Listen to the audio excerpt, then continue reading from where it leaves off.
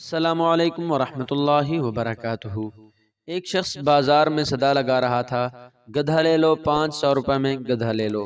گدھا انتہائی کمزور اور لاغر قسم کا تھا۔ وہاں سے بادشاہ کا اپنے وزیر کے ساتھ گزر ہوا۔ بادشاہ وزیر کے ساتھ گدھے کے پاس آیا اور پوچھا، کتنے روپے کا بیچ رہے ہو؟ اس نے کہا، عالی جا 500 دینار کا۔ بادشاہ حیران ہوتے ہوئے، اتنا مہنگا گدھا، ایسی کیا خاصیت ہے اس میں؟ وہ کہنے لگا، حضور، جو بھی اس پر بیٹھتا ہے اسے مکہ مدینہ دکھائی دینے لگتا ہے۔ بادشاہ کو یقین نہ آیا اور کہنے لگا، اگر تمہاری بات سچی ہوئی تو ہم اسے 1 لاکھ کا خرید لیں گے، لیکن اگر جھوٹ ہوئی تو تمہارا سر قلم کر دیا جائے گا۔ ساتھ ہی وزیر کو کہا کہ اس پر بیٹھو اور بتاؤ کیا دکھتا ہے۔ وزیر بیٹھنے لگا تو گدھے والے نے کہا، جناب، مکہ مدینہ کسی گنہگار انسان کو دکھائی نہیں دیتا۔ وزیر، ہم گنہگار نہیں، ہٹو سامنے سے، یہ کہہ کر گدھے پر بیٹھ گیا، لیکن کچھ دکھائی نہ دیا۔ اب سوچنے لگا کہ اگر سچ کہہ دیا تو بہت بدنامی ہوگی۔ اچانک چلایا، سبحان اللہ، ماشاء اللہ، الحمدللہ، کیا نظارہ ہے مکہ مدینہ کا۔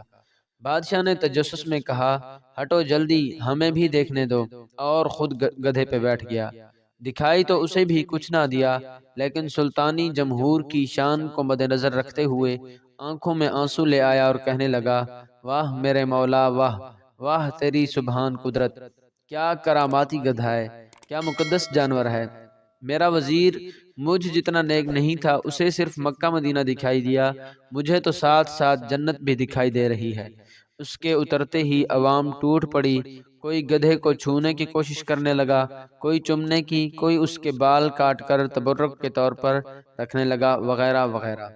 ذرا غور کریں، یہی حال کچھ ہمارے معاشرے میں بس رہے کچھ جال سازوں اور مکاروں کا ہے، جنہوں نے دینی اصطلاحات اور دین کے نام پر فریب دینے کا بیڑا اٹھا رکھا ہے، اور سادہ لوح عوام بھی اندھے کانے بن کر پیچھے چل پڑتے ہیں۔